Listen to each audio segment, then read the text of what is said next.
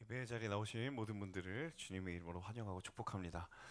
저희 더블유 공동체 주일 예배는 두 번의 예배가 있습니다. 오전 10시 30분에 1부 예배, 그리고 오후 2시에 2부 예배 두 번의 예배가 있고요.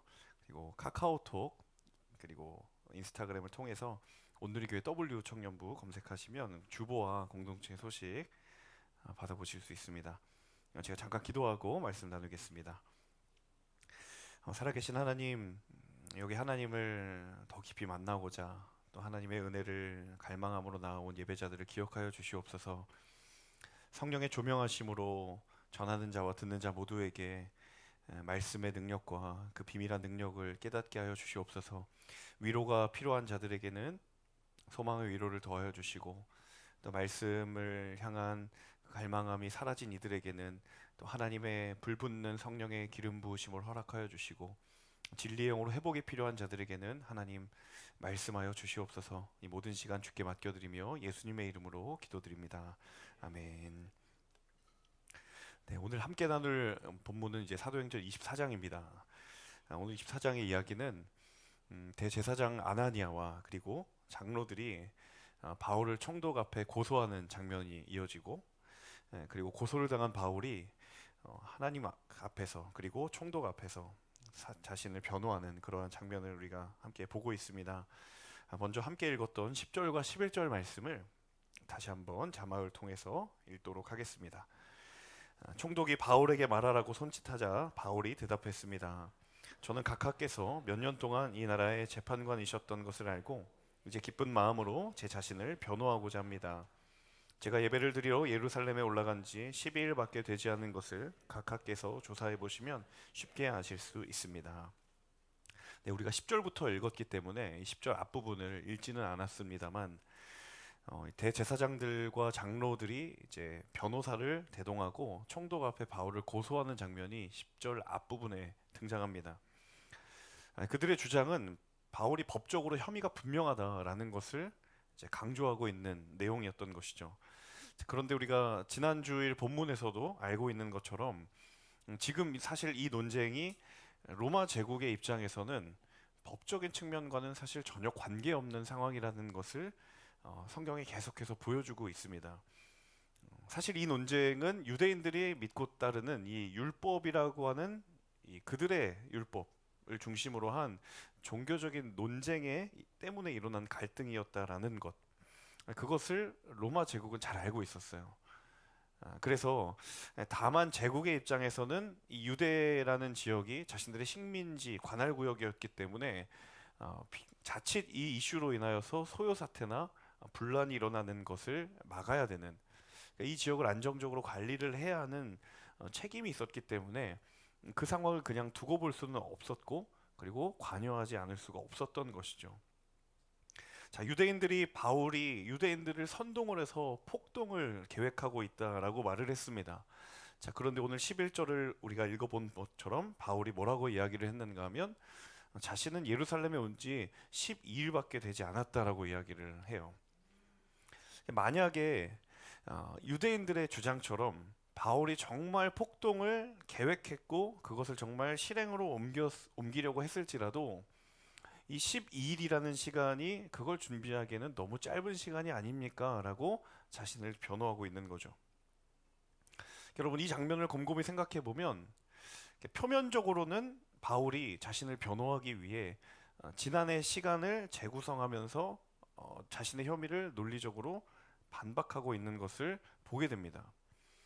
표면적으로는 시간적으로 이건 불가능한 일입니다 라고 이야기했지만, 사실 더 본질적인 한 가지가 무엇인가 하면 이 사실은 바울이 논리적으로 반박하고 싶은 것도 있었지만, 또 한편으로는 내가 하나님 앞에서 그리고 이 자리에 모인 모든 사람들 앞에서 나는 부끄러울 것이 없도록 살아왔던 것, 그 나의 삶은 부끄러울 것이 없는 사실이고, 그리고 하나님 앞에서 진실된 삶을 살아왔다라는 거예요. 실제로 바울이 3차 전도 여행을 마무리하고 예루살렘을 도착한 이후에 우리가 지난 몇 주간의 본문을 통해서 그의 행적을 살펴보았습니다. 어떠했습니까? 바울이 지금 총독 앞에서 말한 내가 전혀 부끄러움이 없이 이 12일이라고 하는 시간은 너무도 짧은 시간이었다라고 말할 수 있을 만큼의 말 그대로의 행적들을 보여줬죠. 처음 도착하자마자 예루살렘 지도자였던 야고보를 만났고, 그리고 이 야고보를 비롯하여서 예루살렘 교회의 지도자들과 문안하였고 선교 보고를 했습니다. 그리고 그들이 약간의 우려가 있어서 바울이 그들의 의견을 존중하여서 7일 동안 율법에 따른 결례를 행했죠. 벌써 7일을 하고도 더 많은 시간이 흘렀어요. 12일이라는 시간에 7일은 절반 이상의 시간이잖아요. 그리고 유대인들의 소동이 일어나서 로마의 군대에 붙잡혀서 감금되었어요. 그 모든 시간이 12일간에 일어났던 거죠. 바울의 말이 맞았던 거예요. 폭동을 일으키기에는 이건 정말 불가능한 시간이었다. 자, 무슨 이야기인가 하면 굳이 바울이 자신이 시간을 되돌려서 내가 결백하다라는 것을 굳이 이렇게 주장하지 않더라도 이미 그가 12일 동안 새겨왔던 그의 삶의 흔적에 이 삶의 진실된 흔적만큼 가장 분명한 증거는 없다라는 거예요. 바울이 자신의 삶을 나는 하나님 앞에 그리고 여러분 앞에서 진실되게 나는 이 12일이라는 12일이라는 시간을 지금껏 걸어왔다라는 거죠. 여러분, 성경이 이 진실에 대해서 굉장히 중요하게 이야기를 합니다. 시편 15편 1절과 2절 말씀을 같이 보겠습니다. 함께 읽습니다. 여호와여, 주의 장막 안에 살 사람이 누구입니까? 주의 거룩한 산에 살 사람이 누구입니까? 올바르게 행동하고 의를 행하며 마음으로 진실을 말하고. 자, 시편 기자가 묻는 거예요. 주의 장막 안에 살 사람, 한마디로 말하면 주님의 임재 안에 거하는 사람이 누구냐? 주의 거룩한 산에 설 사람이 누군가? 하나님의 임재를 경험하는 인생은 과연 어떤 인생인가? 그 증거가 무엇인가? 2절이에요. 올바르게 행동하고 의를 행하고 마음으로 진실을 말하는. 여러분, 이 2절이 바로 하나님의 임재 안에 거하는 인생의 가장 명확한 증거라는 거예요. 여러분, 어떻게 생각하십니까? 올바르게 행동하고 의를 행하며 마음으로 진실을 말한다는 건 사실 여러분 바꾸어 말하면 이건 하나님을 모르는 사람도 아는 이야기예요. 하나님을 알지 못하는 사람도 이 삶이 누군가에게 존경을 받고 이 삶이 올바른 삶이다라는 것을 다 알고 있다는 거예요. 근데 중요한 건 성경이 그것을 외면하거나 그것이 별로 그렇게 막 가벼운 것이거나 그렇게 이야기하지 않는다라는 거예요. 오히려 그 삶을 강조하고 있는 거죠. 우리가 사실 성경을 읽을 때 하나님께서 그 인생을 택하시고 그 인생을 중요하게 여기실 때는 무언가 그 인생에는 특별하고 대단한 것을 가지고 있을 것이라는 생각을 하지만, 물론 그런 비밀한 것을 가지고 있을 수도 있겠지만, 저 반대편에는 교회를 다니지 않는 하나님을 모르는 사람들도 동일하게 공유하고 있는 그 중요한 올바름 그리고 진실됨의 가치를 성경 또한 하나님 또한 중요하게 여긴다라는 거예요.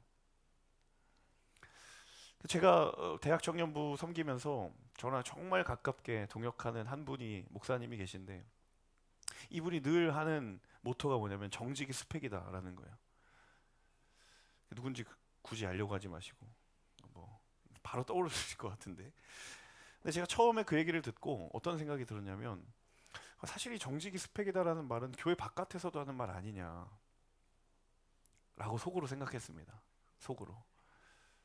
교회이기 때문에 뭔가 특별한 메시지가 조금 더 전달이 되어야 되는 것 아닌가, 그런 생각을 좀 한번 한 적이 있었어요. 그런데 여러분, 생각을 해보면 세상이 과연 무엇을 통해 그리스도를 알게 될 것인가? 여러분, 정말 하나님을 전혀 알지 못하는 사람과 관계를 하거나 대화를 나눠본 적이 계세요? 그들의 마음에, 그들의 생각에 그리스도인이라는 것, 예수님이라는 것을 과연 무엇을 통해 그들은 처음 보게 되느냐라는 거예요. 우리가 흔히 삶을 통해 예수님을 드러낸다라는 이 말이 때로는 너무도 추상적인 나머지 정말 삶에서 진실되게 살아가는 한 사람의 그리스도인, 정직하게 살아가는 한 사람의 그리스도인을 통해서 하나님은 예수가 살아계시고 그 사람을 통해 하나님이 살아계신다라는 것을 말하고 싶음에도 불구하고 우리는 그건 너무 윤리적인 이야기잖아요. 우리는 그 윤리의 이상의 것을 이야기하는 사람들이잖아요. 라는 명제 아래 우리는 때로 너무 이 당연한 진실과 이 당연한 사실을 때로는 외면하며 살아왔던 것은 아닌가. 어떤 사람들은 이런 이야기를 하면 목사님 그건 성경을 너무 윤리적인 차원으로 끌어내리는 건 아닌가 라고 이야기를 하기도 해요. 하지만 여러분, 우리의 삶을 통해 세상의 그리스도를 본다라면 구체적으로 그 삶에 뭘 통해 보겠느냐라는 거예요. 내가 얼마나 나의 일터에서 정직하게 나의 믿음의 걸음을 걸어가고 있는가. 우리의 가정에서 내가 얼마나 진실되는 적을 새기며 살아가고 있는가. 너무도 단순하고 너무도 당연하지만 이 중요한 명제가 여러분 하나님의 하나님 되심을 드러내는 명확한 통로가 될 줄로 믿습니다. 여러분, 여러분의 일터에서 한 점 부끄러움 없는 정직함으로 살아가셔야 합니다. 그것은 복음을 전하는 것, 전도하는 것만큼이나 엄청난 파급력을 가지고 있습니다. 여러분이 속한 가정에서 참 그러기 쉽지 않지만 바깥에 사는 내 모습과 엄마한테 보는 내 모습이 비슷해야 됩니다. 다 그러시죠? 네. 표정에 변화가 없으신 걸 보니까 다 그렇게 살고 계시는 것 같아서 제 마음에 평안함이 있는데, 네. 교회에서의 내 모습과 정말 가장 가까운 사람의 내 모습이 다르지 않아야 합니다. 이 간격을 좁히기 위해 힘써야 합니다. 여러분이 속한 학교에서 여러분이 사업의 터전에서 사업을 운영하시는 분이 계시라면 한 점 부끄러움 없이 하나님 앞에 서는 것처럼 경영하십시오. 그렇게 살아가십시오. 여러분, 거기에서 예수 그리스도의 선명한 흔적이 새겨지게 될 줄로 믿습니다. 때로는 우리가 너무도 큰 담론과 너무 거대한 이야기에 묻혀서 이 삶의 실제적인 이야기들을 너무도 외면하고 있었던 것은 아닌가. 하지만 여러분, 우리의 삶의 정직함과 진실함이 예수 그리스도를 전하는 중요한 통로임을 기억하시는 저와 여러분 모두가 될 수 있기를 주님의 이름으로 축복합니다. 이어지는 14절의 말씀을 함께 읽겠습니다. 그러나 제가 가깝게 이것은 시인합니다. 저는 이 사람들이 이단이라고 말하는 그 도를 따라 우리 조상의 하나님을 섬기며 율법과 예언서에 기록된 모든 것을 믿습니다. 바울은 지금껏 그리고 지금도 마음의 부끄러움이나 마음의 거리낌이 없이 살아왔습니다. 때로는 아닌 것은 아니라고 말해야 될 때 말할 줄 알았고, 또 한편으로는 인정할 것은 인정할 줄 알았습니다. 계속해서 바울이 자기를 변호하고 있는 장면을 보고 있는데, 여러분 이 대목에서 우리가 한 가지 주목할 필요가 있는 장면이 있어요. 그것은 무엇인가 하면 바울이 자신을 고소하고 있는 유대인들의 주장에 대해서는 적극적으로 반박을 합니다. 이건 아니다. 나는 그런 적이 없다. 그런데 유일하게 반박을 하는 것이 아니라 인정을 하고 시인을 하는 대목이 있어요. 그게 언젠가 하면 복음에 관한 것에서만큼은 자신은 반박을 하지 않나요? 오늘 14절이 바로 이런 이야기죠. 14절에 바울이 뭐라고 이야기합니까? 그러나 제가 이것은 시인합니다. 인정한다라는 거예요. 무엇을 시인하고 무엇을 인정합니까? 총독에게 유대인들이 제가 이단이라고 말하며 이단이 따르고 있는 그 도, 사실은 십자가의 도, 예수 그리스도의 그 십자가의 도를 따르는 것은 내가 부인하지 않는 사실이다. 그건 정말 사실입니다. 제가 시인합니다. 나는 하나님의 말씀을 섬기고 말씀에 기록된 모든 것을 지키는 사람입니다. 그것을 믿는 사람입니다. 그런데 여러분 한번 생각해 보면 사실 지금 바울이 고소를 당하고 모함을 받는 것, 자기가 자기 스스로를 변호해야 될 상황 가운데 처하게 된 건 뭐예요? 뭐 때문이에요? 자기가 지금 인정하고 있는 이 한 가지 때문이잖아요. 이거 인정했고 시인했기 때문에 자신이 지금 구구절절히 자신의 상황을 변호해야만 하는 상황에 처하게 된 거잖아요. 사실 이거 하나만 내려놓으면, 이걸 부인하고 다른 걸 다 인정하더라도 바울은 안전할 수 있었을 거예요. 이것 하나만 내려놓는다면, 내가 지금 시인하고 인정하고 있는 이것 하나만 포기한다면 굳이 바울 자신이 이런 상황에 처하지 않을 수 있었을 것이다라는 거죠. 자, 그런데 그럼에도 불구하고 바울이 그런 자신에게 유익한 선택을 하지 않았다라는 거예요. 비록 자신이 모든 것을 포기하고 예수 그리스도를 붙들었을 때 내가 이제 감당해야 될 상황이 뭔지 이건 불을 보듯 뻔한데, 그렇다고 해서 결코 그것이 하나님께서 내게 주신 사명과 부르심을 꺾을 수는 없는 것이기 때문이었습니다. 여러분, 바울이 이 확신 가운데 거할 수 있었던 원동력이 뭘까를 고민하다가 이 한 구절을 떠올리게 되었는데, 여러분 사도행전을 읽으시면서 좀 함께 여력이 되신다면 병행하실 성경은 바로 바울 서신입니다. 사도행전은 사건 중심으로 이야기가 진행이 되잖아요. 그런데 바울 서신은 그 사건의 순간순간에 있었던 바울의 영적인 해석과 고백이 바울 서신에 있어요. 이 사도행전의 사건들을 지나고 난 이후에 돌이켜서 그 사건과 그 상황을 바라보며 바울이 영적인 해석과 고백을 한 고백들이 너무너무 많습니다. 지금도 마찬가지예요.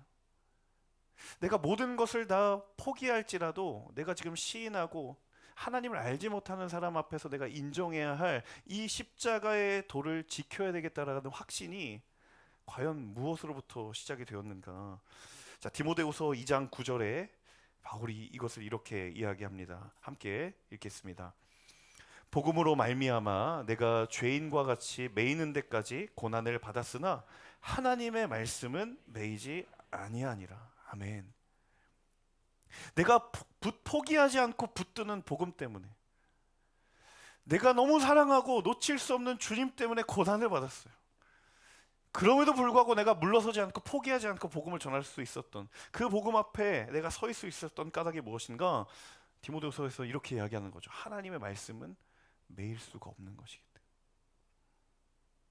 하나님의 말씀은 어떠한 상황 가운데서도 어떠한 환경 속에서도 제한이 없고 제약이 없기 때문인 줄로 믿습니다.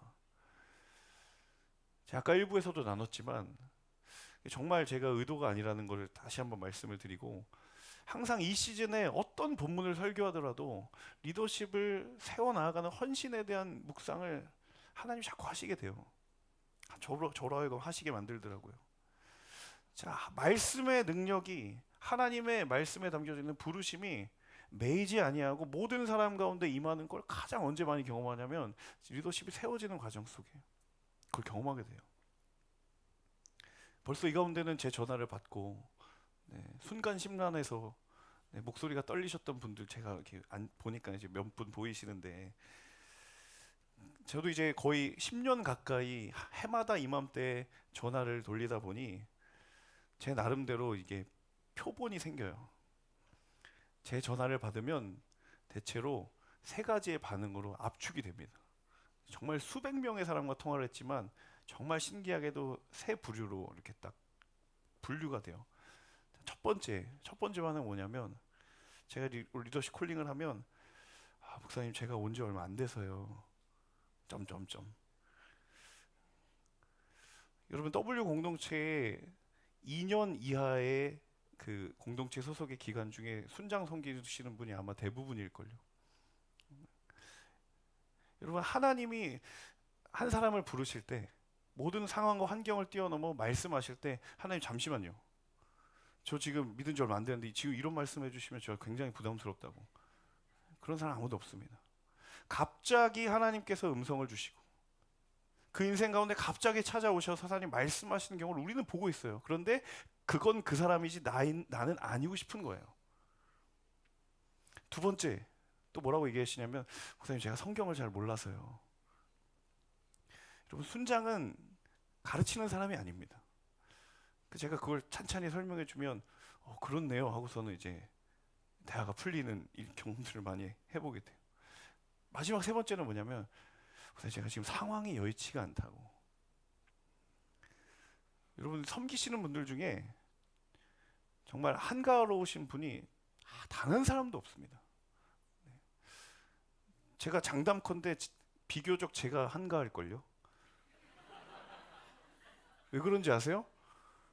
저는 속된 말로 저는 교회가 제 잡이잖아요. 근데 순장 섬기시는 분들은 말하자면 투잡 아닙니까? 교회의 섬김, 내 직장의 일, 저보다 더 바쁘실 수밖에 없는 거예요. 그런데 여러분, 그분들이 그걸 몰라서 하나님의 초청에 응하는 겁니까?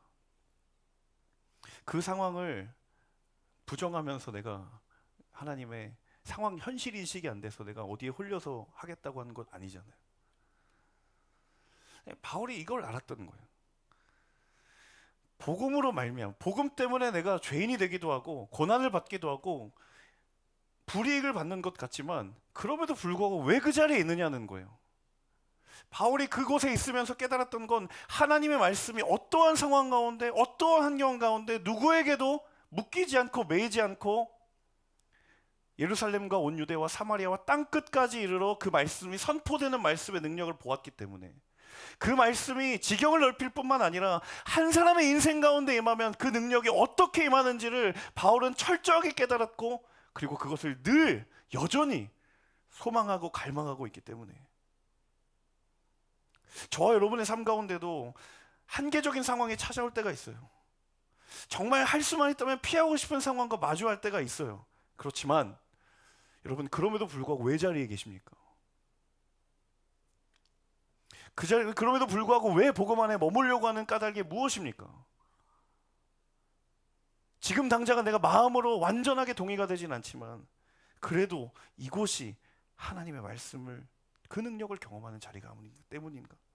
거기서 가야 그곳에서 내가 살 수 있기 때문이 아닌가?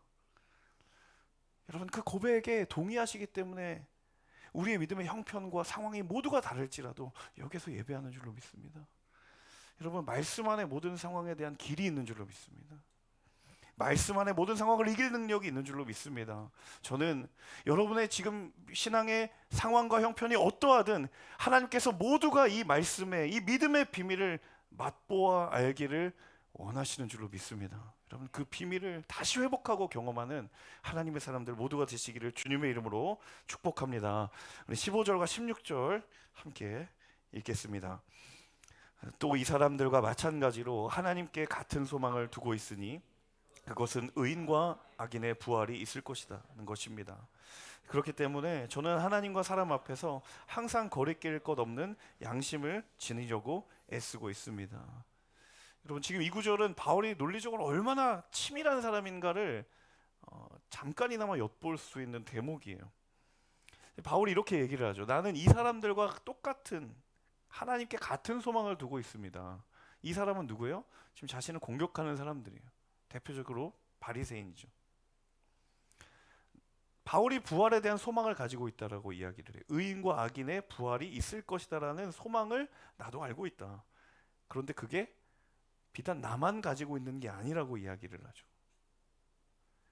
나를 공격하고 있는 저들도 하나님 앞에 같은 소망을 두고 있습니다.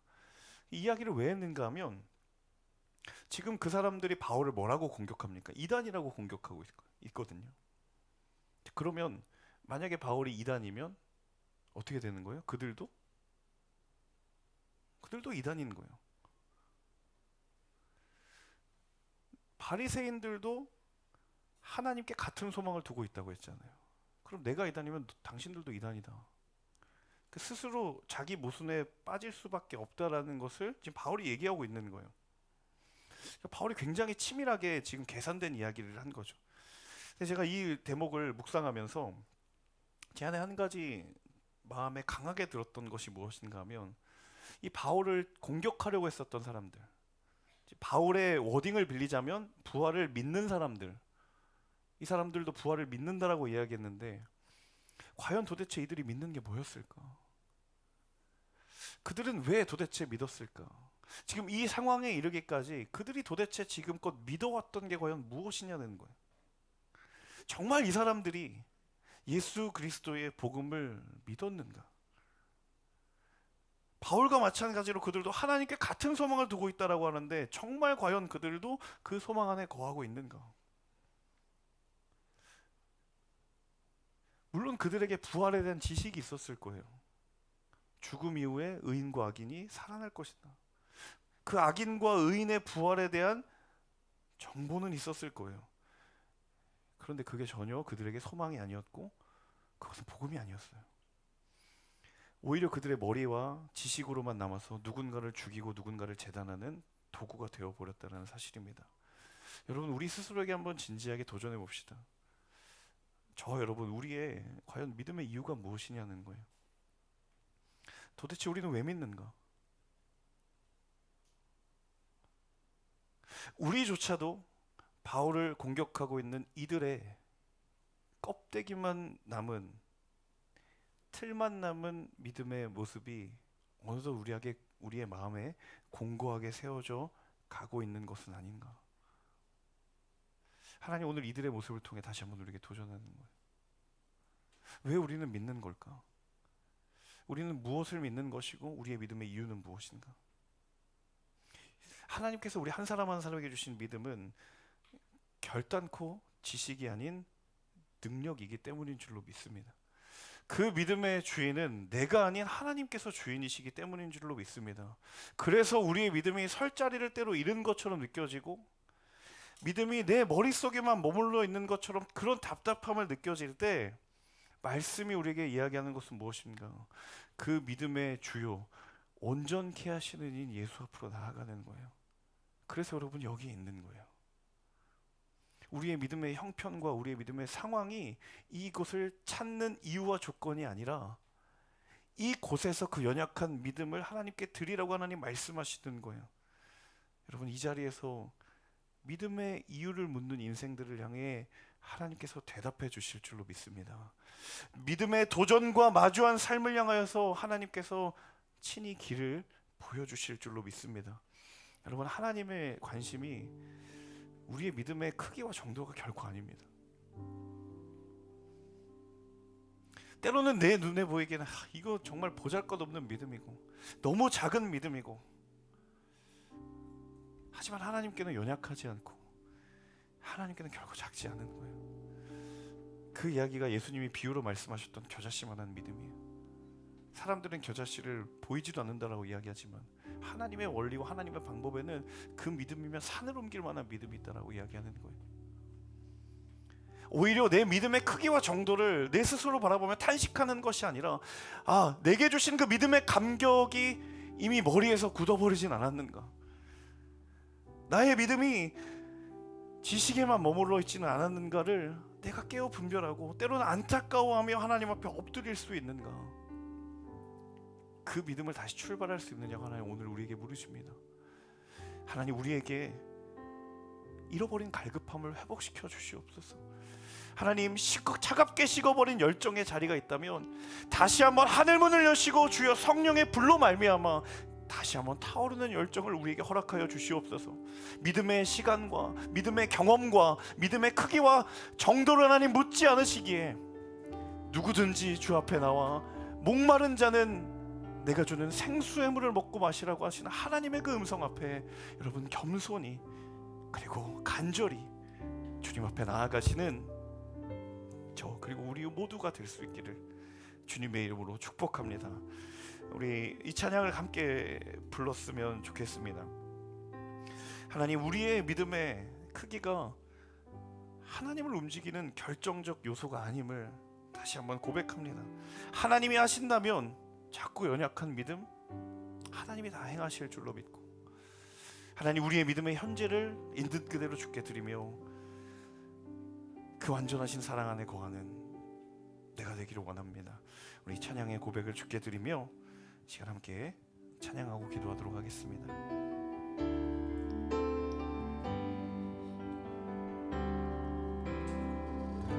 내가 사는 오늘 걸어가는 이 길, 당신의 뜻 안에 날 세우셨으니,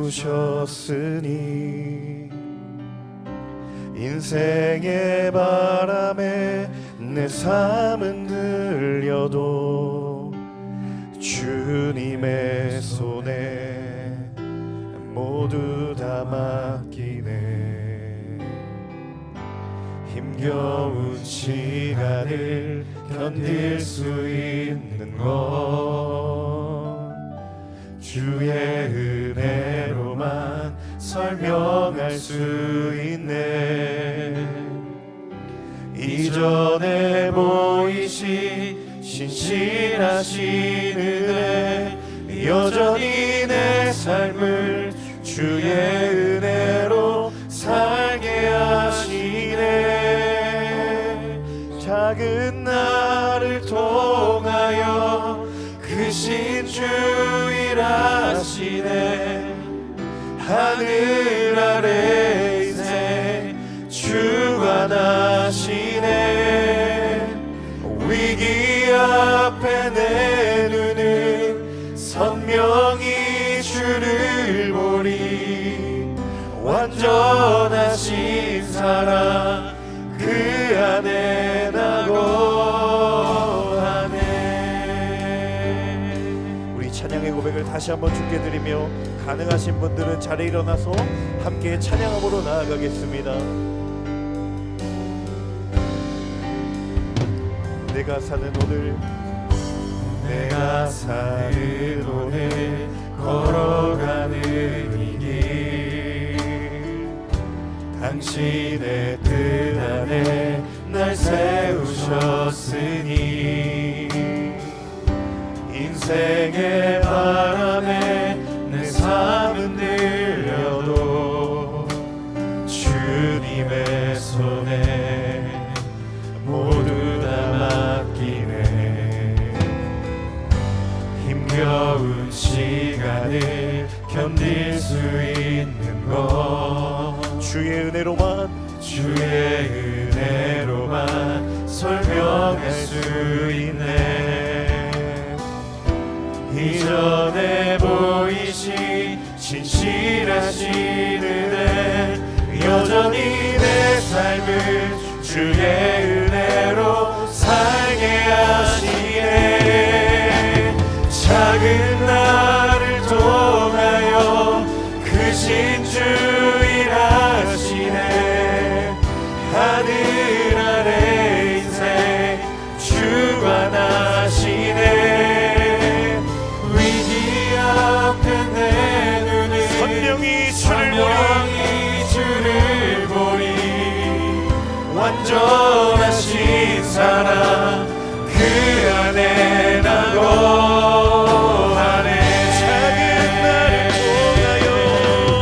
작은 나를 통하여 크신 주 일하시네.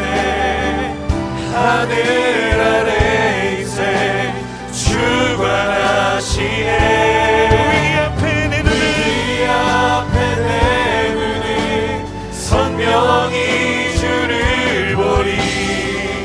완전하신 사랑 그 안에 나고 완전하신 주님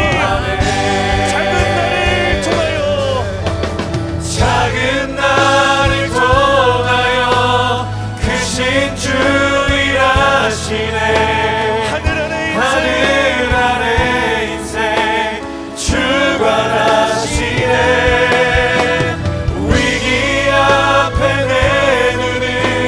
선명히 주를 보리. 완전하신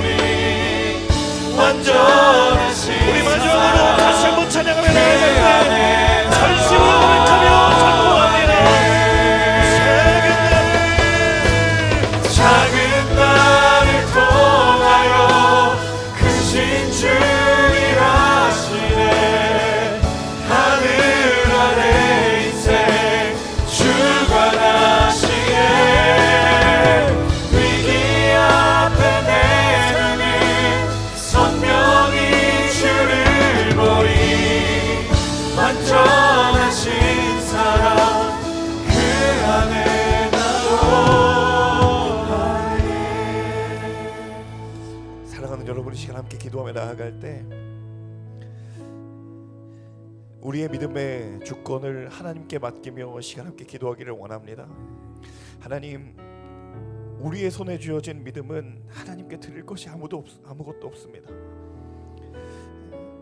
오히려 드리지 말아야 될 것 같고, 이 믿음 그대로 하나님께 과연 우리가 보일 것이 있을까라는 나 자신의 생각과 나 자신의 판단에 따른 믿음의 모습뿐입니다. 그러기에 하나님 말씀에 의지하여 우리가 다시 기도해야 될 것은 믿음의 주인이시오, 믿음의 주요, 그 믿음을 온전케 하시는 이 예수 그리스도의 그 날개 아래로 다시 나아가는 것인 줄로 믿습니다. 하나님, 우리의 믿음의 주인이 하나님이심을 고백하며 나아갑니다. 연약한 믿음조차도 하나님 내게 주셨고, 그 믿음도 하나님 아깝지 않다라고 말씀하시는 아버지 하나님 앞에 다시 한번 우리의 믿음의 주인 되시는 하나님 앞에 엎드리는 그 입술이 열리는 놀라운 회복의 역사가 일어나게 하여 주시옵소서. 내 영혼아, 입술을 열어 주를 찬양할지어다. 내 영혼아, 입술을 열어 주님을 향하여 기도할지어다. 이 시간 함께 기도하며 나아갈 때 간절한 마음으로 주님의 이름 한번 외치며 기도하며 나아가겠습니다. 주여, 신실하신 아버지 하나님, 우리의 믿음을 주님께 올려드리며 기도하며 나아갑니다. 살아계신 아버지 하나님, 주님, 우리의 작은 믿음을 아버지 하나님 앞에 드리며 나아갈 때에 하나님, 우리의 믿음이 나의 시선이 나의 보잘것없는 것처럼 보이죠. 하나님, 그 믿음을 통하여 이루실 것이며 다시 한번 우리의 영혼 가운데 말씀하시고, 성령 하나님, 우리의 믿음을 주님 사용해 하나님 손에 우리의 모든 믿음을 주권을 약속하며 그 안에 주님 역사를 보시고 주님 인도하여 주시옵소서. 거룩하신 아버지 하나님, 하나님 우리의 믿음을 크신 주일하시네. 성령 하나님, 시간 믿음을 주관하시네. 하나님 찾아가 주시옵소서. 성령을 말해주시고 말씀으로 다시 한번 약속을 바라보게 하시고 믿음의 눈을 열어 믿음의 주요 온전케 하시는 예수의 믿음의 눈을 다시 한번 출발케 되는 역사가 있게 하여 주시옵소서. 하나님, 간절한 마음으로 주님 앞에 바라보는 아버지 안타까운 마음으로 입술을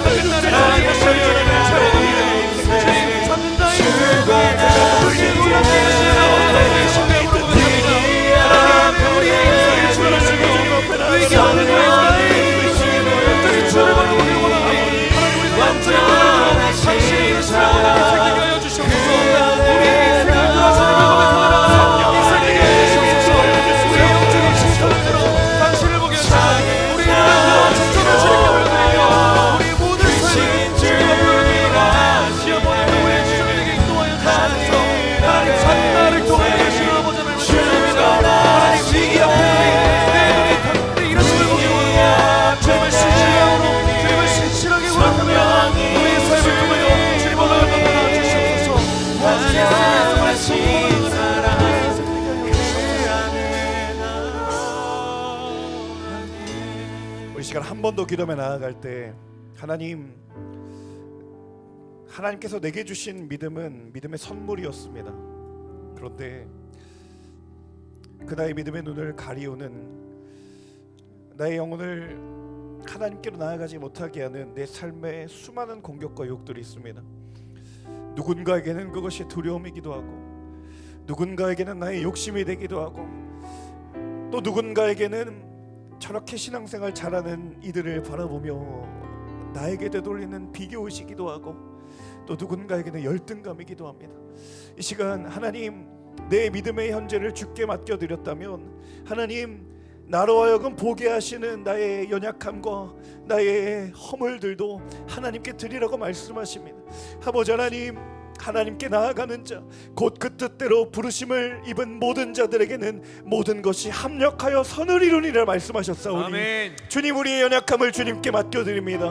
온전케 하시는 하나님 앞에 우리의 정직한 고백을 드립니다. 그것이 사람의 눈에 보이기에는 부족할지라도 못난 것 같을지라도 주께 드릴 게 이것밖에 없을지라도 하나님, 기도하는 자에게는 멸망치 아니라고 말씀하셨사오니 주여 입술을 열어 기도하는 이 시간이 되게 하여 주시옵소서.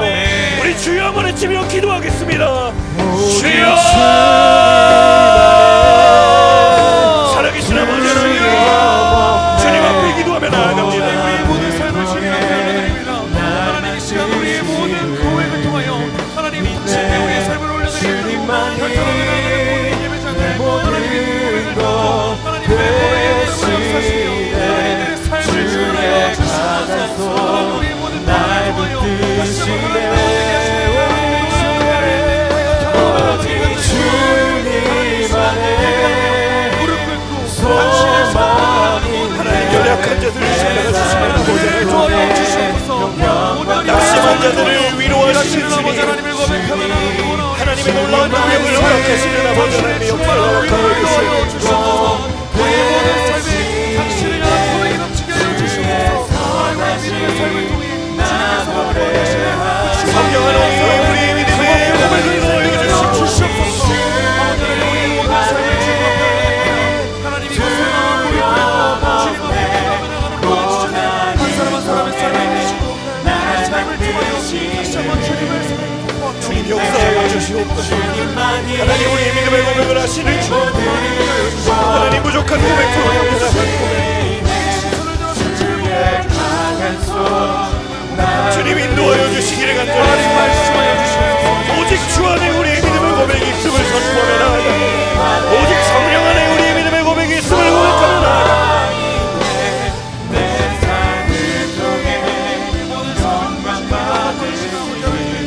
주님 인도하여 주시고 역사하여 주옵소서. 하나님 인도하여 주시기를 간절히 원하고 하나님 역사하여 주옵소서. 우리의 믿음의 고백을